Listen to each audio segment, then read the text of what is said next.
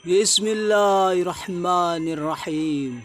Asyhadu an la ilaha illallah wa asyhadu anna Muhammadar Rasulullah. Sallallahu ala Muhammad. Assalamualaikum warahmatullahi wabarakatuh. Salam sejahtera, salam damai, salam kebahagiaan, dan salam keselamatan dari Tuhan yang kita yakini masing-masing. Mencintai Allah Subhanahu wa taala dan mencintai Nabi Muhammad sallallahu alaihi wasallam serta menyebarkan cinta di bumi Allah Subhanahu wa taala. Pada kesempatan ini kami tetap konsisten membacakan puisi kontemporer situasionalisme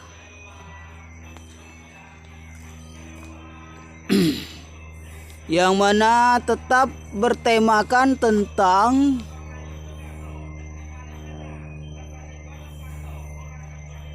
malam seribu puisi menuju kudeta tak berdarah untuk melengsarkan kursi kepresidenan Prabowo Subianto. Kami ulangi dengan tema malam seribu puisi menuju kudeta sipil tak berdarah untuk melengsarkan kursi kepresidenan Prabowo Subianto. Baik, pada kesempatan ini kami memberi judul puisi kontemporer situasionalisme ini adalah tentang keadilan bagi seorang dokter. Ya, perlu kiranya Bapak Presiden Prabowo Subianto memahami dan mengerti sistem yang sudah berjalan di Republik Indonesia ini. Meskipun BPJS itu bukanlah Anda pencetus ataupun pendobrak utamanya, namun sebagai presiden penerus, tepatnya presiden ke-8, Anda wajib bertanggung jawab terhadap carut marutnya BPJS yang saat ini berkembang. Apakah Anda berpikir seorang dokter itu robot? Apakah Anda berpikir, wahai Tuan Presiden, menjadi seorang dokter itu didapat dengan mudah? Pernahkah Anda mendengar, dan kami yakin Anda pasti selalu mendengar tentang menjadi seorang dokter menghabiskan ratusan juta, bahkan miliaran untuk mendapatkan gelar seorang dokter. Apakah ini Anda sudah paham atau pura-pura menutup mata? Nah, ketika dia menjadi seorang dokter, dengan adanya program BPJS ini, satu pasien BPJS ia hanya menerima Rp30.000 satu pasien BPJS. Di mana logikamu, wahai Tuan Presiden? Jangan baperan. Jangan mengira kok saya lagi disalahkan. Ini konsekuensi menjadi seorang presiden. Itu kan presiden yang sebelumnya. Kan bukan salah saya. Tetapi memang presiden penerus atau selanjutnya adalah cuci-cuci piring, bersih-bersih, menata kembali. Ini konsekuensi jadi presiden. Jadi kami tidak menyalahkan Anda, tetapi Anda bertanggung jawab sebagai kepala pemerintahan di Republik Indonesia ini, wahai Bapak Presiden. Ingat, dokter itu bukan setengah manusia. Ingat, dokter itu bukan setengah dewa. Ingat, dokter itu adalah manusia yang normal, yang membutuhkan sesuatu sebagaimana umumnya manusia. Mereka mencapai derajat dokter itu bukan sekedar gagah-gagahan. Mereka sadar betul ada sumpah di dunia kedokteran. melayani pasien, mengutamakan nyawa pasien. Itu benar. Dan mereka menjalankan. Tetapi jika fasilitas, jika hak-hak mereka dikebiri, mereka itu manusia 24 jam harus bekerja, katakan begitu. Kadang ada yang tidak tidur, terjaga-jaga. Memang kita prihatin dengan pasien BPJS. Tetapi kita sebagai kepala pemerintahan, wahai Tuan Presiden, Anda memahami betul problematika di dunia rumah sakit. Terlebih lagi rumah sakit swasta. Jika rumah sakit pemerintah tidak usah kita bicarakan lah. Memang hancur-hancuran sudah. Punya aturan main sendiri. Oleh karenanya ketika ada pasien BPJS, kenapa dokter ogah-ogahan? Ini bukan masalah ogah-ogahan. Satu pasien si dokter mendapatkan nominal Rp30.000. 2 pasien berarti Rp60.000. Subhanallah, astagfirullah. Ini kan melecehkan namanya. Melecehkan seorang dokter, melecehkan suatu titel, suatu jabatan yang ia sandang sebagai seorang dokter. Seakan-akan menjadi seorang dokter itu gratis, seakan-akan menjadi seorang dokter itu orang-orang stupid bisa langsung jadi dokter. Dokter ini IQ-nya di atas rata-rata. Biaya yang mereka keluarkan tidak main-main. Untuk standar dokter umum saja, artinya sekolah dokter universitas umum, itu bisa menghabiskan minimal 800 juta sampai 1 miliar untuk menjadi seorang sarjana dokter. Bayangkan. Belum lagi kita bicara universitas yang sudah tenar ataupun terkemuka. Itu universitas swasta biasa hampir 1 miliar menghabiskan dana untuk menjadi seorang dokter. Lalu ketika dia sudah beradaptasi, sudah di lapangan, tidak dihargai jerih payahnya. Mengabdi sih mengabdi. Tetapi perhatikan juga lah kesejahteraan para dokter. Hah? Wah, ini kan masalahnya kompleks. Tidak complicated. Jika Anda mampu memanage demikian rupa. Ini biang keroknya koruptor. Yang suka merampok uang, akhirnya haknya dokter diambil, haknya rakyat diambil. Satu orang koruptor minimal bisa triliunan. Itu menghabiskan hak-hak fakir miskin dan para dokter. Pakai akal sehatmu, wahai Tuan Presiden. Jangan lepas tangan saja. Jika tidak mau disalahkan, jangan jadi presiden. Turun saja kau jadi presiden. Jangan jadi pengecut seperti itu. Berani jadi presiden, harus terima dikritik seperti ini. Harus terima dicaci maki oleh masyarakat ketika pelayanan tidak maksimal. Ingat, Anda seorang presiden, bukan seorang raja, bukan seorang kaisar. Presiden adalah kepala pemerintahan, tukang melayani rakyat. Jadi presiden itu dengan kata lain, bosnya pelayan untuk melayani rakyat. Kalian PNS ini pelayan kami. Jadi jangan dibalik. Kami yang melayani Anda. Ngawur kui. Kita nih republik. Republik. Kenapa dikasih nama republik? Anda sudah paham itu. Karena Indonesia ini milik rakyat, bukan kerajaan. Jadi jika tidak mau disalahkan, turun jadi presiden. Nggak becus Anda itu. Dokter dihargai Rp30.000 satu pasien. Ini gila, nggak masuk akal. Wajar jika para dokter-dokter yang profesional lari ke luar negeri. Mereka dihargai, dihormati di luar negeri dengan fasilitas gaji yang memadai.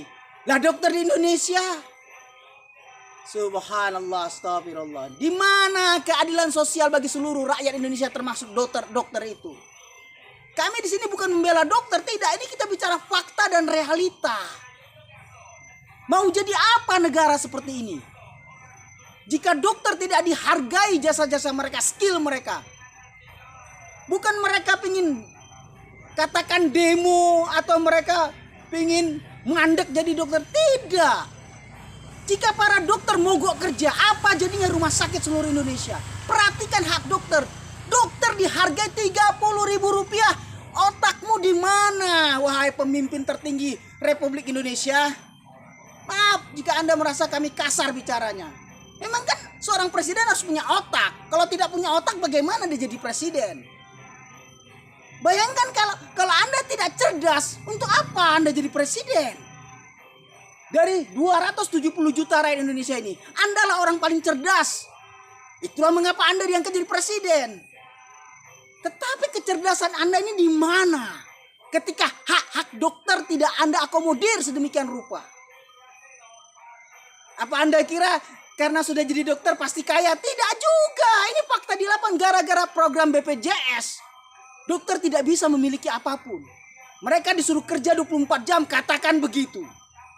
Tetapi hasil yang didapat, satu pasien BPJS Rp30.000. Itu wajar. Jika dokter kelelahan, banyak berita kita dengar dokter mati, meninggal dunia ketika dia lagi menangani pasien. Karena apa? Karena kelelahan, kurang istirahat. Dia sudah memburu mengeluarkan energi. Loyalitasnya tinggi terhadap negara, menangani pasien. Tetapi negara membayar Rp30.000. Hello? Dokter apa ojol?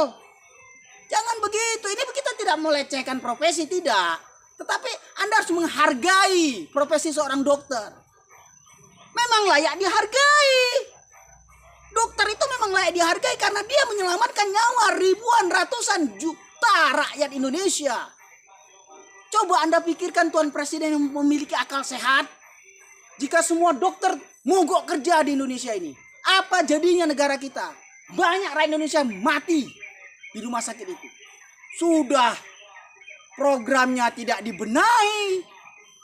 Masyarakat yang BPJS datang ke rumah sakit terlantar di lorong-lorong rumah sakit, ada yang di emperan, ada yang tidur dekat toilet, menunggu ditangani oleh dokter. Sementara di rumah sakit itu dokternya cuma beberapa orang. Sudah beberapa orang dapat jatah dari satu pasien Rp30.000. Hello, come on, Tuan Presiden. Buka matamu, jangan para koruptor saja engkau biarkan. Kami tidak menuduh Anda memfasilitasi koruptor, tidak. Tetapi fakta di lapangan mengarah ke sana. Jika Anda tidak sengaja, sadar tidak sadar, Anda membuat sistem para koruptor mudah bermain, mudah merampok uang rakyat, paling banter masuk penjara setahun 3 tahun tapi keluar dapat triliunan. Ini kan sistem yang tidak disengaja maupun disengaja mengarahkan banyak pejabat untuk menjadi korup. Kami tidak menuduh Anda dan Gerindra terlibat dalam hasil uang koruptor. Tidak. Jangan salah paham juga, jangan baperan juga. Mentang-mentang Anda berkuasa terus baperan, terus Gerindra baperan, tersinggung. Jangan begitulah. Kita bernegara ini harus siap dikritik. Jika tidak ada orang-orang seperti kami, bagaimana nasib para dokter? Bagaimana nasib para pasien BPJS? Apakah orang miskin dilarang sakit gitu? Hei orang miskin, jangan sakit kalian. Tidak bisa kan? Jadi tolonglah Tuan Presiden yang kami hormati, kami muliakan dan memiliki otak yang cerdas, otak yang sehat, otak yang sempurna, katakan begitu walaupun di lapangan tidak. Tolong benahi sistem ini. Kasihan para dokter. Anda tahu ada dokter ngekos. Dokter ngekos. Bayarnya cuma 125.000 dalam sebulan. Seorang dokter ngekos. Dengan bayaran bulanan Rp125.000. Bayangkan. Seorang dokter seperti itu.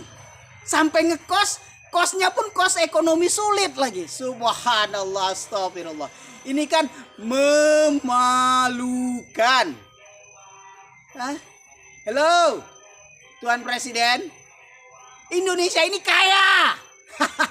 Jangan kau bilang Indonesia ini miskin.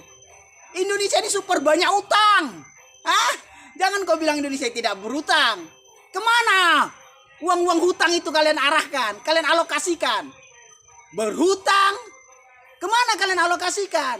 Sampai dokter Rp30.000 per pasien dapatnya. Gila Anda itu. Jadi jangan salahkan dokter kalau dia memilih-milih pasien. Bukan karena dia tidak menghargai pasien, tetapi dia juga manusia. ingin dihargai, ingin dihormati. Come on.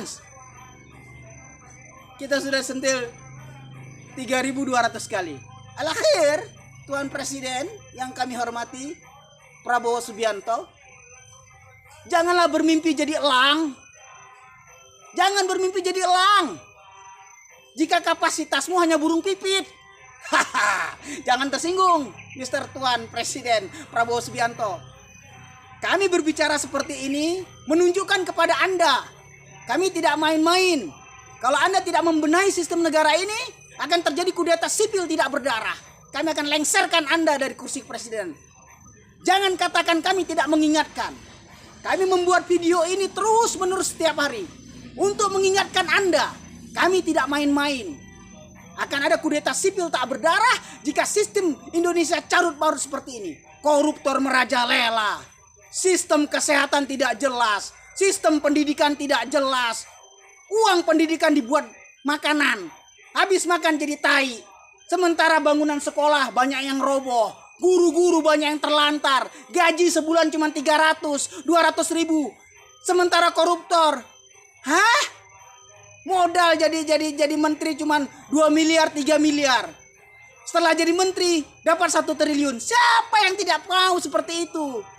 Makanya benahi sistem. Sekali lagi kami katakan, Tuan Presiden Prabowo Subianto, kami tidak menuduh Anda biang koruptor, tetapi Anda bertanggung jawab semakin maraknya korupsi di Republik Indonesia ini. Barakallahu alhamdulillahirabbil alamin.